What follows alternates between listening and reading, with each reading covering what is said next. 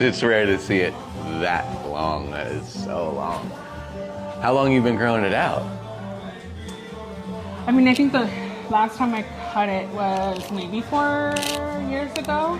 Last time you cut it at all was 4 years ago? Yeah, and I cut it, so I usually, I'll cut it like maybe right here and then just let it do its thing. And then 4 years later. Yeah, and I just had a huge, like a significant hair loss period. And you can kind of see like there's chunks that grew back. Okay.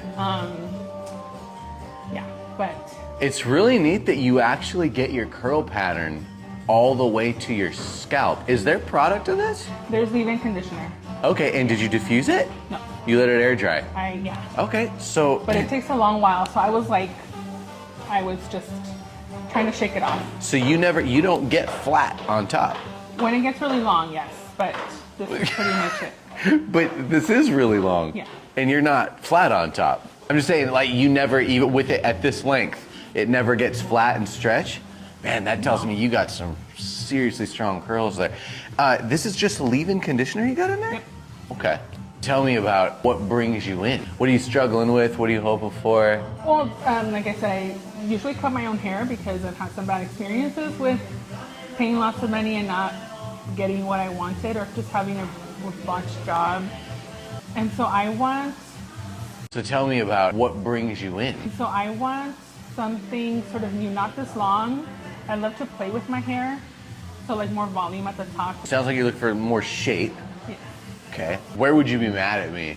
I'm here to jump in and try just shorter. I've gone as short as here, however, well, you know, curls. Bouncy. Yes. Here at the front, I don't want it any shorter than here. Okay. If I took scissors and went across right here, right now, bam, and you're that short, that you'd be okay with. Okay, but then if I wanted to create some face framing that came up higher, you'd be okay with that. Okay, cool, yeah, because I mean, you're gonna see a lot more hit the ground, especially out of the face framing, but I think if I got to kind of come in here, and if it bounces up a little bit, great, that's not the worst thing, that just means we're getting more action there, but yeah, I think I'm gonna kind of come around. I'm gonna start here, and if I see something that I just really want really bad and I gotta take it up, I know you're okay with it, but I think I'm gonna start out there. Awesome. I'm down for that. Whatever you lose in length today, you're gonna be pumped on the shape. That's what I'm here for. But because I cut it so rarely, like just the shift, it's always... Oh, it's jarring. It's a transition. It is for me too. Anytime I'm like seeing that much under my scissor, I'm like, whoo, never gets lost on me. It's always a big deal. Your biggest problem with the industry has been the haircuts. Right. Every time you've gone in before, they've messed you up on some level. Yes, it's either too flat at the top or it's just too even at the back and it doesn't have any form.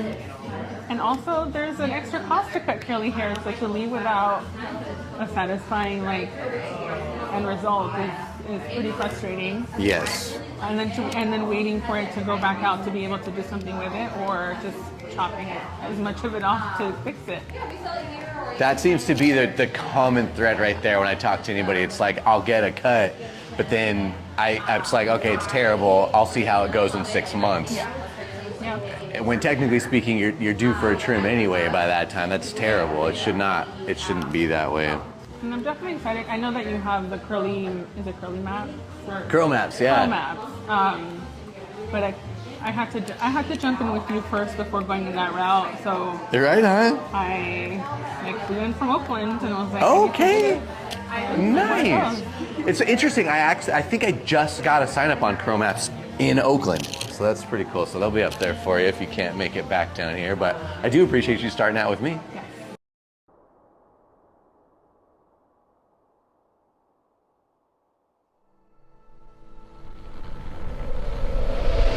The film you're about to see has no characters.